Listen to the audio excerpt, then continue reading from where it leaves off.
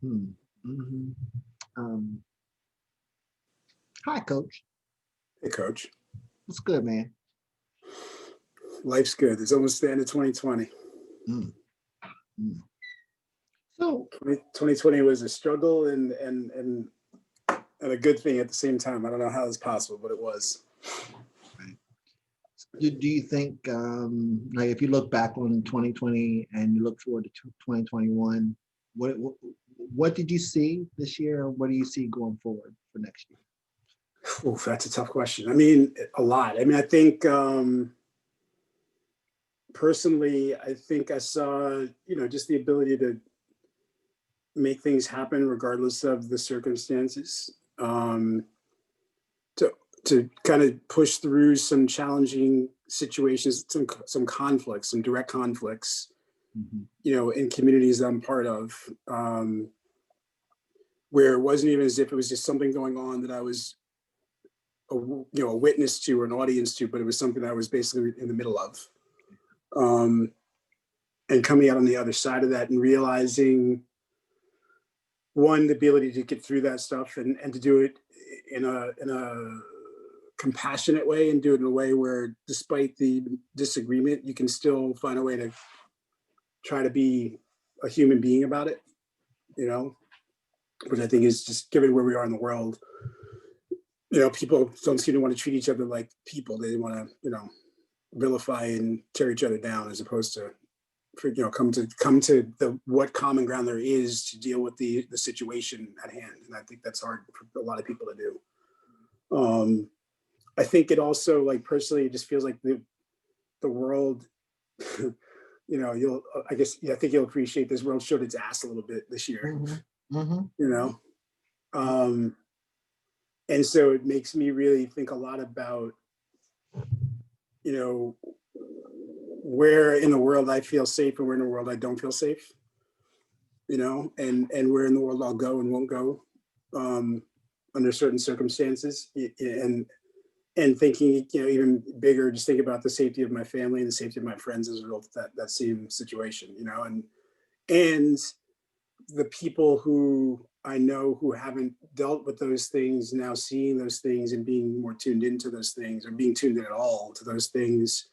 Um, it's nice that they're tuned in, but it's, I hope that they don't get tired of being tuned in and tuned back out. you know. Um, so yeah. I mean, there's a lot. Like, I had a interesting experience last night. We had a call with this group that does the nominations for board members on the board I'm on, from the Quaker side of things. And I presented an issue that we're having with a certain thing and certain situation and individual, and the whole time the response was like telling me what I should be doing about it, as opposed to hearing the issue, right? Yeah. And so I was having a recap of the call with two friends this morning, two members of the board who are both parents at Naval School. One, her son and neighbor in the same class. So we all know each other. We've gotten each other fairly well. And we spent time together with our families and our kids, and doing all this work on the board. And one of the women, who's white, said, I really got to see and experience what you experience on a regular basis by Mm. sitting there and listening to them talking to us and talking to you in particular the way that they did. And it really, she said, it just, like, I could feel it here the whole time. I was so angry and so insulted by that experience. And she said, and that was just me sitting there this one time listening to them talking to us like that, but Right. realizing that this is probably the experience you have with that group of people, or people like that on a regular basis. Right. you Wow. know and so that was like, yeah, it's like, thank you for naming it like that, thank you for calling that out, because it's exactly what was going on. you know and the challenge is, like, people don't see it or don't want to see it, so if you raise it, then they take offense, because, like, well, that wasn't my intention. It's like, okay, well, we can argue about intentions all we want, but I'm telling you what the impact of what you did was. I don't care what your intention was, frankly, Mhm. because we can, I intend not to hurt people's feelings, and I do, but when I do it, I acknowledge that I do, and I try to fix it. I don't say, well, that's not my intention, don't tell me what I'm, so it's like, if you want to deal with me as a human being, then let's deal as human beings, one to one, with respect. But if you want to just be right, and have your intentions be heard and feel like if they're not, then you're offended. And that's, then we're in a different space and we have more work to do, Yeah. So, but then the flip side is like this year, there's been a lot of good about this year, despite all the bad, like my life is not bad. I've had resources at my disposal. My job has never at any point in this entire year been in jeopardy. What do you think that's from? But what do you think that's from? Well, I think, personally, I think it's because I performed and they know that I deliver. And, even when I was having some, issues around managing time with family and this and all the stuff was still getting done. And maybe it wasn't, there was maybe like a low point where, just fatigue from the year, things weren't happening as quickly or as normal as they would. And it's like, hey, are you okay? Yeah, I'm not okay, but I'll be okay. Thanks for asking. Here's what's going on. And then I'm like, okay, I know that they're paying attention and they've got my back. It wasn't a you better or if, it's just let us know how we can help, And so that gave me the energy basically to say, okay, now that I know that there's no jeopardy here, that the pressure I'm feeling is the pressure I'm putting on myself more than the pressure somebody else is putting on me, I can deal with that and I can get back to normal. And, that was like late September, October. Been no problems ever since then. I'm going to have another solid quarter of business with my account partners. We're delivering, and we're delivering. One account's going to be, 50% higher than it was last year. Wow. 6-digit number, 50% higher than what it was last year. And we talked about that last year about the, stretch goals and, Mm-hmm. and even in the downturn of the situation and the glooming, cloud over our head, still could still perform. Absolutely. No, absolutely. And we made some good decisions as a business to really focus on our customers, but in a way where we weren't asking them to give us more. We're just asking them what they needed. So when we did ask them to give us more, they were willing to do it because they knew they were getting more. Like every one of my customers, I have to look at the numbers, but I'm going to say 50% of my customers paid us more money this year than they did last year. Isn't that something? Because you know why? They trust you guys. They trust us. They trust us. They know they're getting good service. And I was on a call last week with a fairly new customer who we've been working with pretty closely since the election. And my boss was on the call and they're like, I just want to say, actually, no, it was a customer that decided not to continue with us. And it was kind of a funky situation. They were paying us for a trial and they were trying to get them to do something bigger. And I think they had some of their own issues. They'll probably come back to us early next year.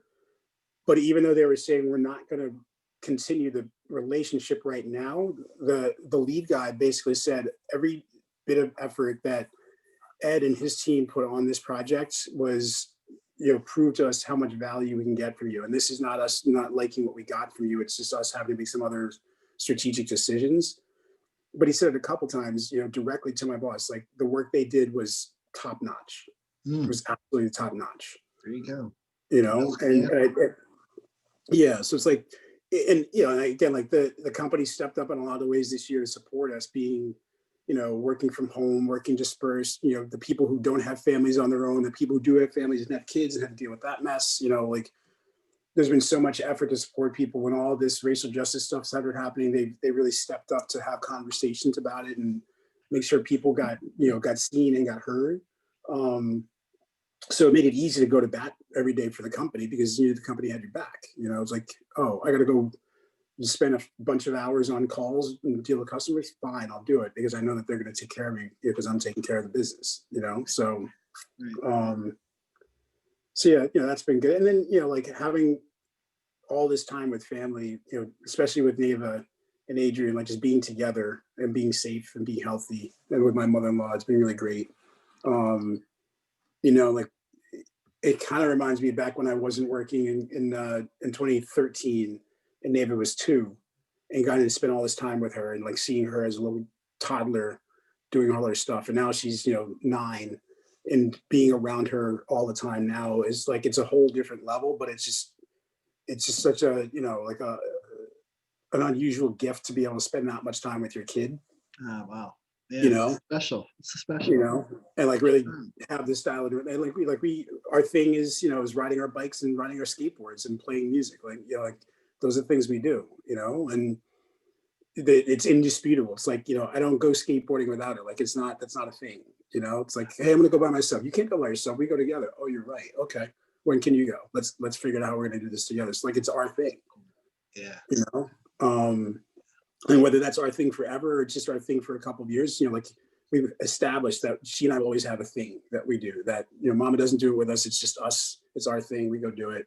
You know, she has things she does with Adrian, and, you know, so like just having the time to find another thing, you know, and like, I think the fun thing about skateboarding is, like, I did it years ago and haven't done it for a long time. And it's not one of those things that you ever can't keep getting better at, right? Mm-hmm. You know, like you can always progress. Yep.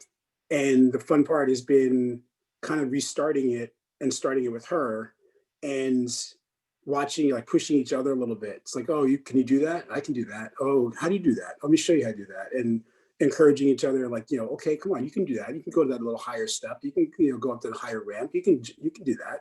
Right. You know, I don't know. No, you can do it. You know, and then, you know, just, so it's been funny, like, challenging ourselves individually and challenging each other, and like watching each other, I think, appreciate each other take that step, you know.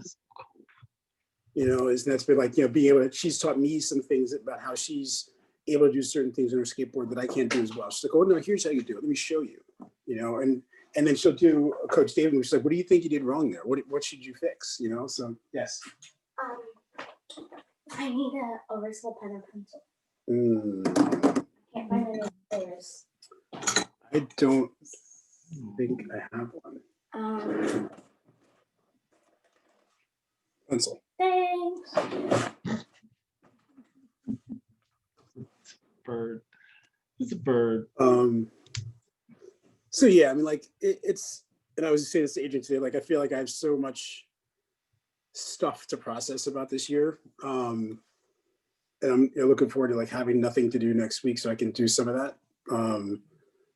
But, you know, at the same time, it's just, I was just a ton of gratitude for the experience of the year, you know, despite all the hardship that it's meant for many people, you know, and I don't feel like I've had a ton of hardship, you know, like I've had some adjustments to make, but, you know, knock on wood, we've been very lucky not to have to do dramatic things to continue life. And so I have a lot of gratitude for that.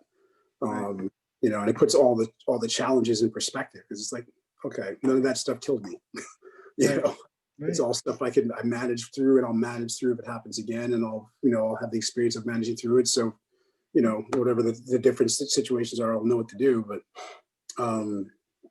so yeah, it's just, it's good. And, you know, and people have said this a bunch, you know, what you did with CIS this year was major.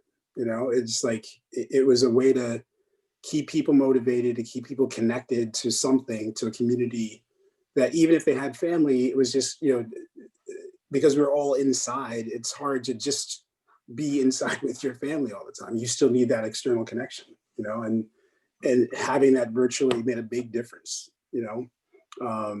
And it was funny because, you know, it's, cycling is a thing we all love to do. Like, we'll do it no matter what. But even that sometimes I think would have been hard to do if there hadn't been a real community connection to it. You know, like at some point it'd be challenging to keep pushing yourself and self-motivating yourself to get on the bike when there wasn't some Tuesday TT to do, or the Saturday ride, like some reason to connect to people and to, you know, to be accountable to something, to make sure you did it, you know? So, and even if you weren't always consistent, at least you knew in your head, like, I got to get back on, you know, I got to get back on track. You know, they're going to rely on me on Tuesday. I got to be ready, you know, or, you know, I'll do the best I can, just giving my schedule's crazy and what's going on, but at least I know I'm there, I'm showing up, you know, and that's, sometimes that's all you have to do.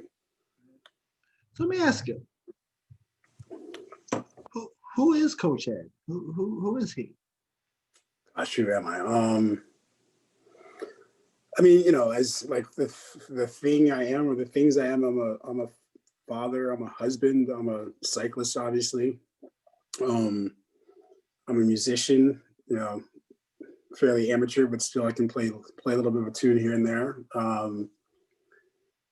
You know, I'm someone who loves to just do things and try new things and once I find something I love, I get deep into it. I mean, cycling is something that I've loved for years, and I'm immersed in it. I love the sport. I love the challenge. I love the way it makes me feel emotionally, the way it makes me feel physically.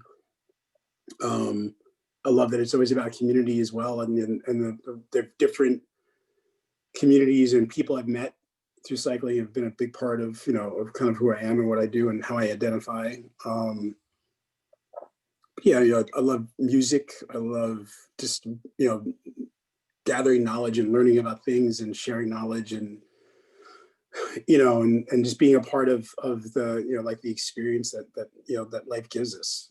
So So, as a coach, what does coaching mean to you though? What is coaching to you?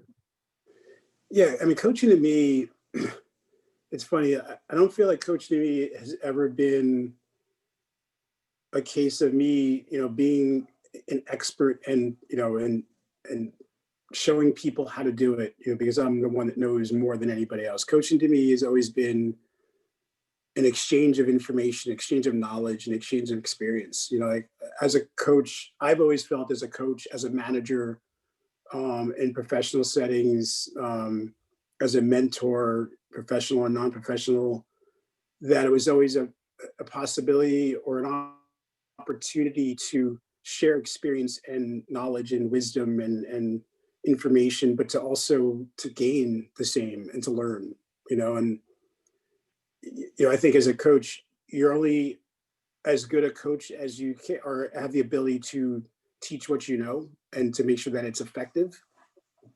And I don't think you can do that very well if you don't learn along the way too, So I may know everything there is to know about training, but if I'm teaching it or coaching someone in a way and it's not translating to them and they're not understanding it, then I end up either forcing it and keep doing what I'm doing because I'm like, well, you just don't get it. Or I say, well, what can I learn about this situation? How can I relate to this person that didn't work? Or how can I adjust myself and learn about myself and learn my style and my approach to what I'm doing so that I can translate that information effectively. So I think that's also something that's really come into play as a manager. I mean, I've always tried to be a manager who, and I've said this to people I've managed. I'm like, I don't have all the answers.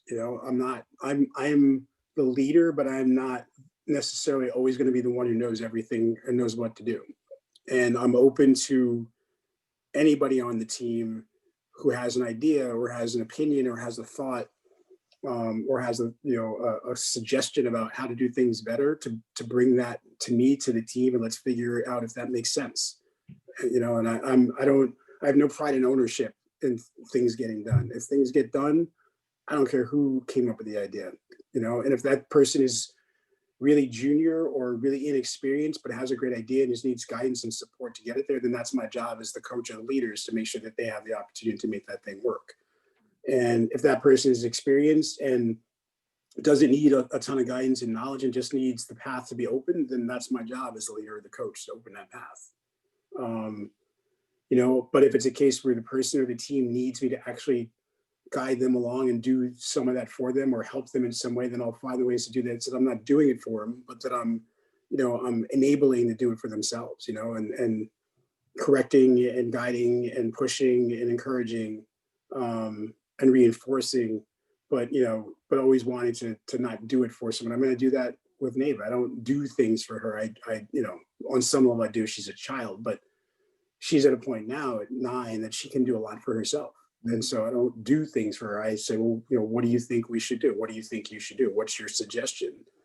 How are we going to do this? Think about that. You can do that. You've done it before. And just opening the path, paving the way. And then if there's a point where there's frustration or there's an obstacle, then okay, yeah, let me help you over that. Can we give you a nudge? Let me give you a hint. But yeah, I really, I feel like because of the way you coached me and you've coached, I've found it really valuable to never, give people the answers, and to give them the framework, and the answers are in there and they've got to do some of their own work. Because I think, frankly, when you do your own work and come to the answer on the work you did for yourself, it's infinitely more gratifying than if someone someone just told you what to do. You know, yeah, you'll feel good because you did it because someone gave you the answer and you got the answer, but you know, that's not going to sustain you when you're on your own. You know, that's not going to give you the foundation you need to do those things, you know, independently, or so, you know, being self-sufficient, or you know, whatever it might be. You know, whether it's, you know, riding your bike in a race, or it's a work situation, or a parenting situation, or relationships. Like, it's all the same stuff. It all relates. So, You know, it's interesting you say that. This is going to be a two-part question. So you're coming up on your 6th year in the program in January, right?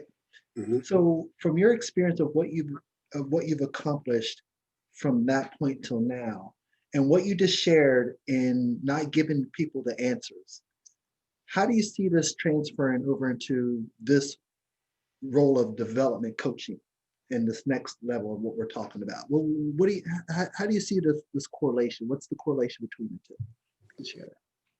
Yeah, I mean, I think a lot. It's really interesting because I do this a lot now lately with Nayla, with my daughter.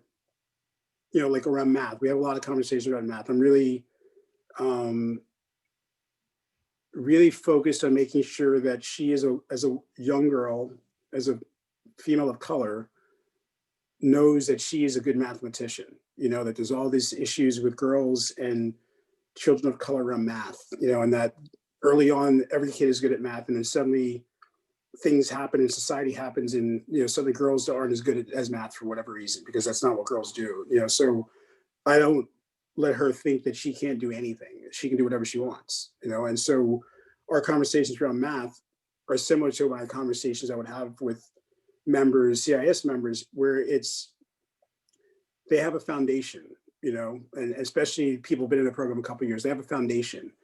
And so the answers are there. You know, they may not know all the answers because they may not have gotten as deep into that foundation yet, but they're there for them to discover.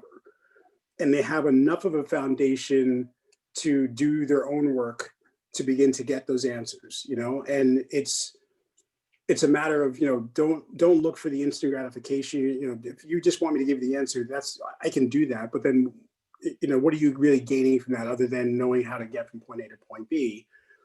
But the experience of how you get there, and we all get there maybe differently, different times, different ways. You know, we have different struggles along the way.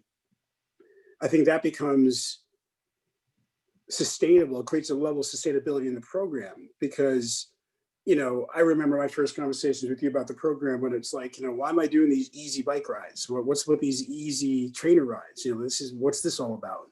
You know, but now 6 years in, I understand what all those building blocks are all about, you know. And even though there's a plan and there's a process, it's not a linear process. We're not all going to get through that process at the same time. And so I think my 6 years in the program has really taught me that, you know, this might be, you know, you might have, this is your plan to go, you know, straight up in a diagonal line. But the reality is you're going to do all this. And managing that so that ultimately it looks like this is the most important thing. You know, and it actually, it's interesting because it reminds me a lot about when I used to work on Wall Street and be a trader, and know that every day could be different than the other. So you could have a huge day up one day and a huge day down the other day. And you had to really learn how to manage your emotions and manage your reactions to things. Almost to the point where you weren't reacting, you were just being. You know, it's like, don't react to every single thing, because often your first reaction might not be the right reaction to a situation. But if you're expecting what's going to happen, if you know that, well, if I'm up big today, I could be down big tomorrow. When that happens, you're not surprised. You're just like, well, of course, it's cyclical. You know, there's things happen. And learning how to appreciate the big highs and understand or acknowledge and accept the big lows, but to be even, to really manage that, so that you were never too high or too low ever in that process. And I think the training process is the same way. Don't get too anxious or too down. You know, find a way to find balance in all that, you know, and know that you're going to have really good days, you're going to have really bad days, you're going to have everything in between. And that each time that's a moment in time. It's not the time, it's the moment in time. And it's going to be different the next day. Maybe it's a trend for a couple of days or whatever, but you just keep kind of looking for ways to manage that. to accept it, to kind of be in it, be comfortable being uncomfortable, because eventually you will come out of that, and again, it's on the bike, it's in life, it's anything new you learn. So I mean, I think that's like, again, I'll go back to the skateboarding experience we have with Neva. I've been skating with her the last couple of months. We've been on ramps and doing all these things and learning stuff, and I've fallen and like look at them like, why am I on the ground right now? Like, what? This is crazy. What am I doing? But then like, that's okay. I'll get up. I'm not hurt. I'm not going to die. I'm going to get back on that ramp and try it again. And when you get it because you did it, and you went through the highs and the lows and the challenge and the feelings. But I think training is the same way. It's like you can, you want to get there, but if you just, one day at a time, have your eye on the goal, but one day at a time. Don't, the process is the thing.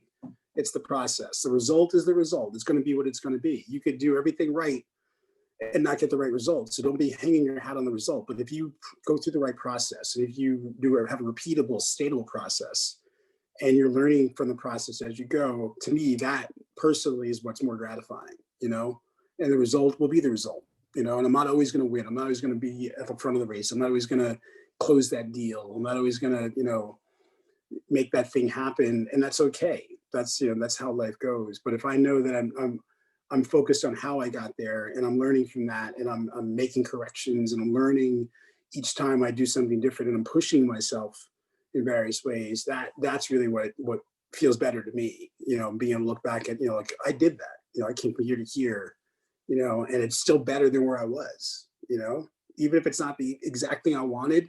Can I say that I'm better today than I was yesterday? Am I better this year than I was last year? And it could be in a variety of ways too. It doesn't necessarily have to be, I don't know that I'm as strong on my bike this year than I was 3 years ago, but I know that I'm a better cyclist. I may not be as fast as I was, but I know I'm a better cyclist. I know that the knowledge I have about cycling and the things I can do on my bike are definitely, they're enhanced, or they're developed from where they were 3 years or 6 years ago, for sure. So that's progression. Like, progression comes in many forms. I think that, to me, I know there's progression there for sure. It's interesting you say that. So when we're looking at the members that we're talking about in the phases of development coaching, and those individuals are green belts, correct? Mm-hmm. Right? Mm-hmm. For transitioning from green belt to brown belt, which come to me. So if you could share for those individuals, what are maybe 2 or 3 things they need to think about as they work with you to transition to brown belt, black belt status? What are those things? Yeah, I mean, I think the first thing for me is I really want that group to be not just doing the workouts, but thinking about why they're doing the workouts. What's the point of the workouts in this phase? What are the building blocks of what I'm doing, and how is that? How can I use that? How would I use that in a real situation? Like, you train to ride, and we've talked about this back when we were racing. Like, I frankly love training more than racing, because training was the challenge, right? Like, getting yourself out there to get and do those intervals. You get in a race, if you train hard and you train right, the races were easy. Right? And that. Absolutely. Like, I can remember that, that one year we were racing together. Like, it was all about, my training rides were harder than the races, but those races were so much fun because you were so well trained and you knew what to expect, right? So I think, because you could dictate what to expect, you could dictate it. Exactly. So I think, like, for this group, don't just think about what you're doing, think about why you're doing it. What's the why in that workout?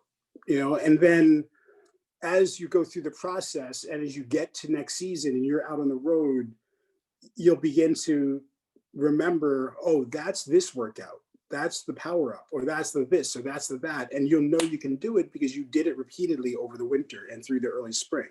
So all these pieces of the program are not just things that make you suffer and to create puddles of sweat in your basement, in your pain cave. These are all things designed to give you the skills and the fitness and the necessary tools to do what you need to do on the bike when you need to do it. But the thing is, if you don't know why you're doing them when you're training, you won't be able to remember to do them when you're on your bike. And so that's one thing I really want people not just think about the what you're doing, but why are you doing it? I think the other thing is to think about as you get through the program and as you see your fitness start to shift,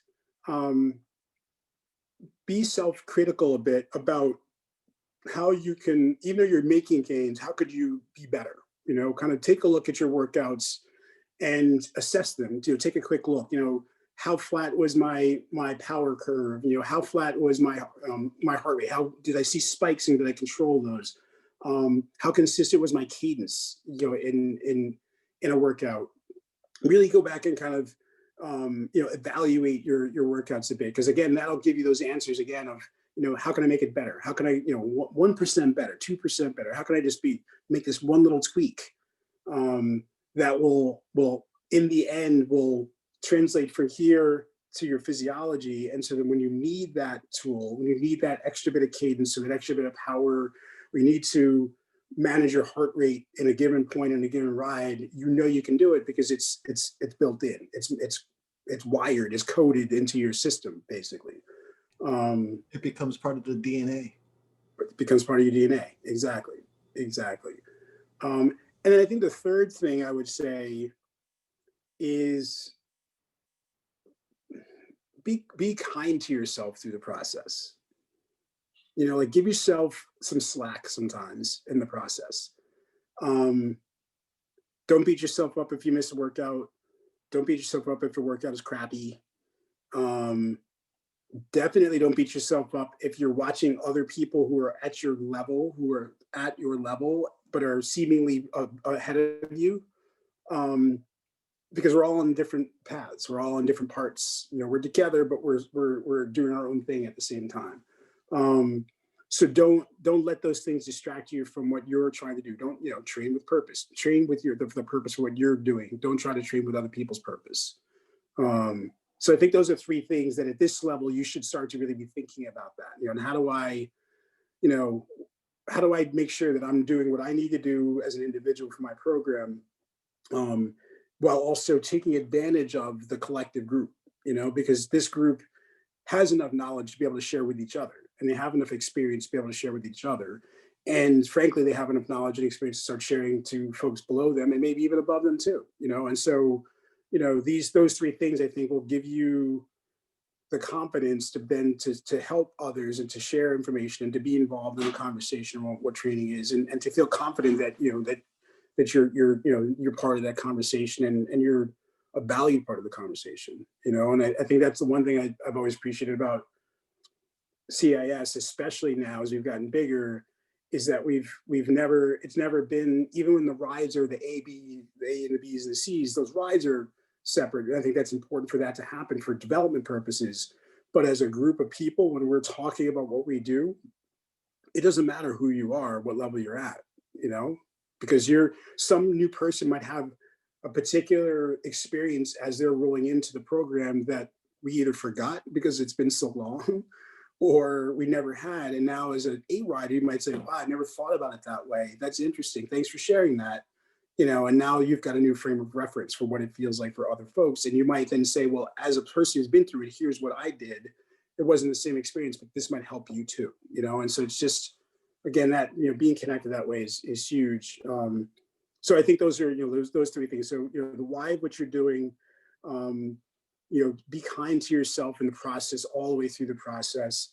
And then what was the other one? I can't remember the other one I said, but I think, I think it's just, you know, be really, those are really important, I think, for people to begin to solidify again, like, you know, it's the next level, it's the next piece of the foundation, you know, and it's not just go do it, it's think about what you're doing and really internalize it. So that, again, you will have that ability to pull that tool out of the bag, turn that notch or hit that switch when you need it, because it's all there. Right. You know, and this is the real cool thing about what we do is, as Green Belt members that are going to go through this process with you, Mm-hmm. in true actuality, from a martial arts standpoint, they're growing their leaves. Mm-hmm. Right? They're growing their leaves and they're starting to bloom, because they have a better understanding of what the concepts of the foundation that they built. Right. Right? So that when they get to the level of brown belt, they can say, okay, here are the fruits of the labor. That's the fruit, right? That's the fruit of the work that's been done. Sure. So I totally agree with what you're saying is don't give them the answers. It's not to give the answers. The answers are already there. Mm-hmm. Mm-hmm. You know, the foundation's being built, especially if they come up through the ranks of Coach Donnie, because he's created that for them. He's Right. created that concept and that connection between here's why you're doing what you're doing.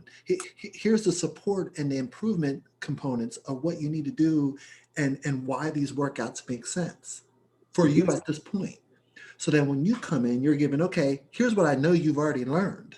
So let's talk about what you've learned and apply what you've learned so that we can talk about it in a group setting. Here's what we've all learned and how can we grow together and build our levels of fruit as a team and as a membership. Yep. No other program does that, right? Yep. So then when they come to me from a brown belt perspective, then we talk about the things that we spoke about earlier in our conversation of saying, okay, what are all these off the bike things that we're learning too that equate to the work that we've done on the bike? Absolutely. Right. So it's such an amazing opportunity for the individual, not just from a bicycling standpoint, but from an overall life perspective of here are the things that you're learning through this process. That it's just not about how many times you turn those pedals over. Right. But repetition makes sense though, right? Absolutely. You need those components to make it to make it make sense. Right. Right. So that when they do come to you and be like, okay, I don't understand what you're talking about, coach, but you do understand what I'm talking about because you've done it. Right. Absolutely. Absolutely. And yeah, and that's a great point. Like repetition makes sense in any aspect of what you're trying to do well. You know, it doesn't matter if it's riding your bike, if it's learning an instrument, if it's, you know, learning how to code on a computer, learning how to, you know, public speaking, you have to keep giving speeches, you have to keep playing the instrument. You know, my daughter's 9 years old. She's been playing violin since she was 4. And we still talk about the need to, when she's learning a piece, it's like, okay, stop. That one section is where we have the most trouble. We're going to play that section for the next 10 minutes. Why? Because that's how we get to learn it and keep playing it. Just loop it, keep playing it. Play it through, stop, go to the beginning, play it through, stop. It's an interval. It's an interval. It's a 30-second interval. It's a 1-minute interval. It's the cadence ladder, you know? That's why we do things repetitively, because it's getting the body to understand and the mind to understand what it is to do that and to do it well and get more fit. The more you do it, the better you get. When I was learning how to play guitar, I would just sit there for 30 minutes and play the same section over and over and over again, or listen to it in my head with the earphones just to hear, how do they do that? You go, oh, okay, now I heard something different. Oh, I heard something, no, that feels different. Wait, maybe if I tried this way, maybe if I tried that way, maybe the thing. So you begin to make adjustments. You learn what's the best way for me to do it. You know, it doesn't necessarily mean that the way to do it is the way to do it, which is why I don't want to give you the answer, because my answer might not be your answer. It might not be the way you can do it. You know, when we skateboard together, I don't show neighbor how to do it because I'm like, here's how I do it. Try this. But if that doesn't work for you, make the adjustment, you know? So I think that's really important, but it's all about repetition, regardless of how you're going to do it. The only way to get better at it, the only way to master it is to repeat it. Right. Is to do intervals. Right. Over and over and over again. And you know what's interesting about this, coach? It's I'm going to go back to martial arts because this is the process they're going through. What we're teaching right now in this phase of training in the green belt environment is the state of mushin. Mushin is the state of no mind. So it's understanding that through repetition, you don't think about it. Because in truth, when you think in a martial arts perspective is we introduce weapons training at this level of martial arts. Think about the bike as a weapon. Think about cadence as a weapon. We talk about that all the time. So understanding these tools that we're teaching create this whole ability for the rider to have more knowledge in their back pocket to use when they need it. Like you said, in a ride or whatever it is in the next year is, if we don't share those opportunities for them to get more knowledge and more nuggets of information, mushin doesn't happen. Yep. It becomes just a workout. Right. Right. And going to your point about, you know, there's the bike, there's off the bike, you know, there's work, there's family, there's, you know, there's hobbies, there's things we do. You know, take work, for example. You might have a new job and it requires a new set of skills, a new understanding or new process. And you can learn the process, but if you don't practice the process, if you don't understand and internalize the process, you're never going to be efficient at the process, which means you're never going to be successful in that particular role, right? So it's just like doing an interval. At some point you have to take time to practice that. You have to take time to understand that. You have to take time to break it down to the pieces of what it's all about and make sure that you understand why you're doing the things you're doing, so that when you put it together, to your point, you just do it. It's like, it's time to do it, you do it. It's intuitive. And because it's intuitive, it doesn't have to be a case where you're a robot and it's like, if A happens, I do B. If B happens, I do C. Well, what if D happens before A even got started? Then what do you do? Right. Right. So, I think about that a lot, in my work life.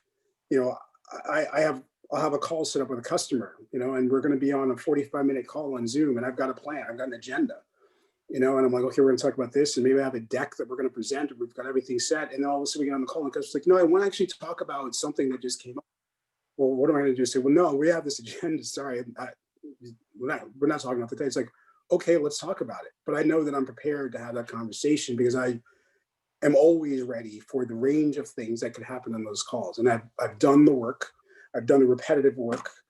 I've done the knowledge building and the skill building to handle those situations, understand how to find the right information, et cetera, et cetera. And so it just becomes second nature of, okay, we're pivoting, great, well, let's go. What are we going to do? Just like on the bike, we're rolling down 9W and someone decides to go off the front. Well, what am I going to do? Say, oh, I can't do that. It's like, okay, we're going. Don't look, close the gap, let's go. It's the same thing. Right. Real quick, I think you'll find this interesting. I say this all the time, Coach, all the time, until I'm blue in the face.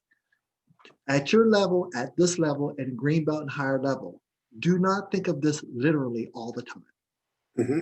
Right? Just as you said, if an attack goes off the front, get on the wheel, figure out what you need to do, and get it done. Oh no, I didn't hit 90 RPM. Just do it. Just do it. Wednesday Worlds, perfect example. If the pace is tough, and it's supposed to be tough, and if we're saying, okay, from a training perspective, 73 to 79 on a climb, if you need to go above that, it's okay. Right. As long as you stick with the group. That's right. Right. So yes, there's literal things to think about, right? But there's also things that don't think about it because you already have it. Just pull it out your pocket and use it. Right. Absolutely. Absolutely. And I think it's a really good point, because I know that there's been experiences for people in the program where in that situation, all right, we're going up the climb, 73 to 79. We're all going, and it's all great. And then that person, or like some people get dropped.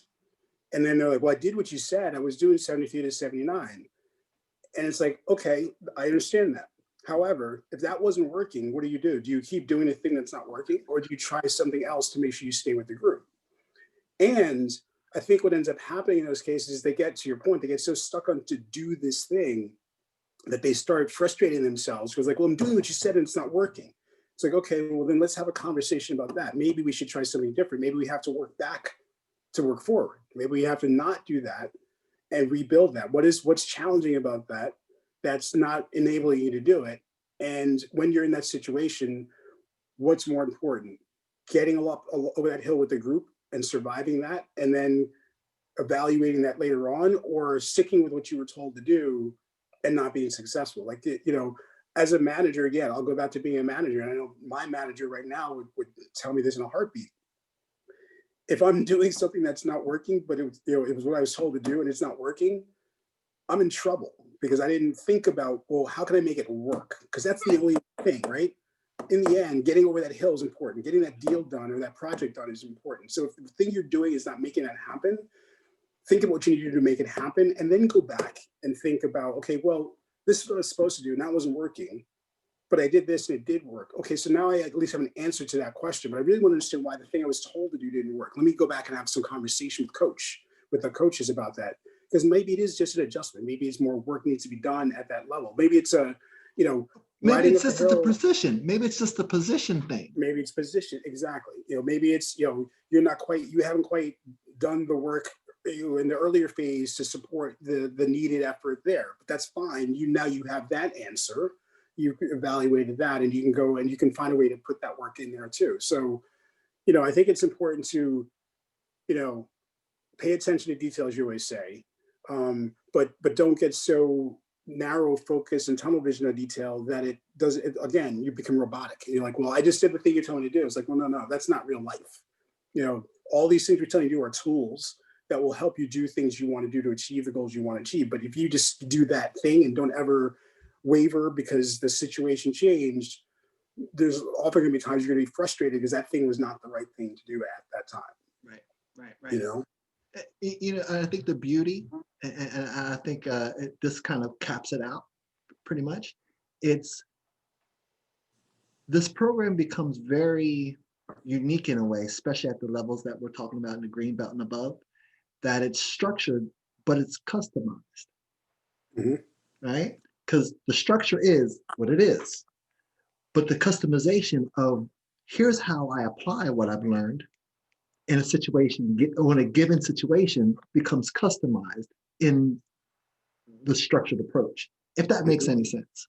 It does. Yeah, it does. Because there's a structure in place that anybody can plug into and can work their way through. But ultimately, how they execute within that structure and then what they get out of that structure to allow them to do the things they want to do on the bike will be different, will be custom to each individual, so just because we're all doing the same program doesn't mean we're all necessarily doing it the same way. It necessarily mean like we're reacting to it in the same way, and doesn't mean that we're all going to hit the same levels at the same time. But if we, like you could have two people doing the same program, one's super focused on it and nails it every single time, and the other person is on it and is pretty close in the range but doesn't always quite get to where they need to be. Well, there's going to be different responses to that. There's going to be different results of that, but again, and this is going back to my point earlier about being kind to yourself, if that's where you want to be and you're okay with that, that's fine. So be it. Do you, That's do it. you. There's nothing wrong with being an individual and getting what you want from it. My biggest thing is be committed regardless. Yep. Be focused and committed to it regardless. And, you'll find that you'll appreciate it much more, and you won't be be feeling as though it's a chore. Like this should never be a chore. Training is hard, but it shouldn't be a chore. I find as hard as training can be, I find it to be something I enjoy doing. So it's like suffering like that is good because it's fun and like you have a sense of accomplishment. But I don't like I can do this training. That's if that's how you feel, I might as well not do it. There's no point. Right. Then burnout happens, and then we go back to ground zero, and nobody does anything. Absolutely. So let's close with this. For me, and I'll always say this to you, Coach, about what you've done for yourself and what you've done for this program and what you continue to do for the family. This role here is so critical because this creates the intersection between what is and what really is. What it really is. And for me, seeing you grow and develop as a professional, as a cyclist, the person I used to race against, the person that has helped the business to a whole nother level, they're going to receive some amazing nuggets from you. Because I also receive nuggets from you. Yeah, I've taught you and I trained you and you're a coach as well, black belt in the program, and subsequently getting a higher level belts as well as time goes on.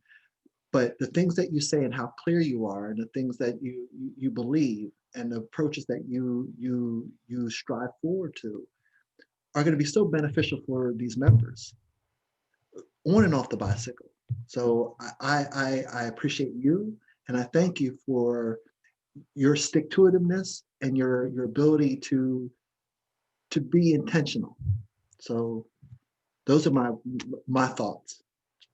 Those are my thoughts. So your thoughts. Yeah, I mean, I appreciate that. I really do appreciate that. And I think back to that fortuitous meeting on the subway we had way back when, I remember that. I was like, what Remember are you doing? Hey, how's it going? What are you doing? Yeah. And it's like, oh, I'm doing this Trading Peaks thing. And, and how's that going? How's that for you? It's like, yeah, it's like, yeah, okay. And you didn't, No, I said to you, how's that working out for you? that's how's that working out for you is what you said. But it wasn't, how's that working out for you? I got something better. It was just, how's that working out for you? And you listened, and then we connected again, and it was a process, like everything. It was a process. And I think what I've always appreciated about you and about the program is, you have an expectation of people to get in and get deep and get involved and commit. But what I've always appreciated is that you've always tried to meet people where they are and to help themselves achieve something. Like if I think back about some of the many members who have progressed over the years, the last few years, and where they were and where they are now, it's just, yeah, and we don't have to name them all because we know who they are, but it's remarkable. It's remarkable to see the varied ranges of progression. I use that term a lot, progression that people have made on their own terms, on their own time, on their own pace. Some people were, gung-ho about it, went after consistently. Other people, had various challenges and did what they could do, but they always came back because they knew that there's something here. And honestly, especially someone who's kind of had moments I've had to come back because of work or because of family and other things, the program always gave me a foundation that I could go back to, and I never felt like I was going back to square one. I was going back to a level that I was going to build back up from. And that's physical, that's mental, emotional around training, which I think is translated to other things in life, and I think like the ability to stick with it over 6 years is also translated my ability to stick with challenges at work and to stick with challenges in life. And just, so we talk about this all the time. It's so interconnected, there's just no way it can't be, and we take time out of our life to go ride our bikes. We take time away from our families to go ride our bikes. We take time away from work to go ride our bikes. But, that's still us. The bike riding version of us is the work version of us, is the parent, the husband, the wife. It's all the same. It's just aspects of that same person. And if you try to separate it all and compartmentalize it all from who you are, you're missing out. Like you're totally missing out, because there are definitely times. I was writing some stuff this morning. I had to get some stuff out of my head, and I was writing some stuff down in my journal, and I literally wrote, this is just like anything else where you push through it just like an interval. It's like doing threshold intervals. It's 1 minute at a time for 20 minutes. It's not a 20-minute interval. It's 21-minute intervals. Do a minute, got it. Do another minute, got it. Do another minute, got it. That's what life is, right? Life is that. And sometimes those intervals are great. You're like, man, I'm killing it right now. My legs feel great. And other times you're like, oh my God, I'm going to die and I will never do this again. And I hate coach right now. But you keep doing it and you're done. And then 2 weeks later, you're flying because you did that work, So it's just, so I really appreciate frankly, the privilege of and the luck of getting connected to you the way we did. Like we've always been peripherally connected over the years prior to really being truly connected, but I've always appreciated that connection that we've had. And, the things I've done on behalf of the program were just the things I felt were the right thing to do as a person, regardless, like it just felt like the right thing to do. And it so happened that they were helpful to you in the program too.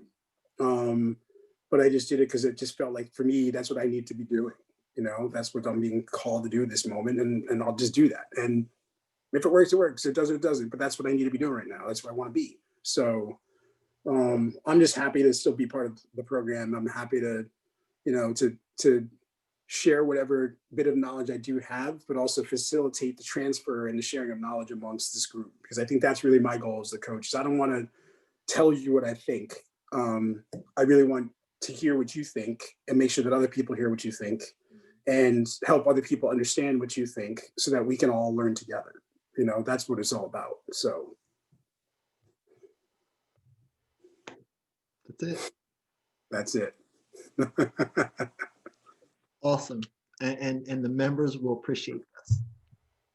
2021 going forward is going to be incredible. Yeah, I'm psyched. Yep. I'm psyched. There's so much opportunity after a year like this, regardless of whether life is going to be different on January 1 or whenever.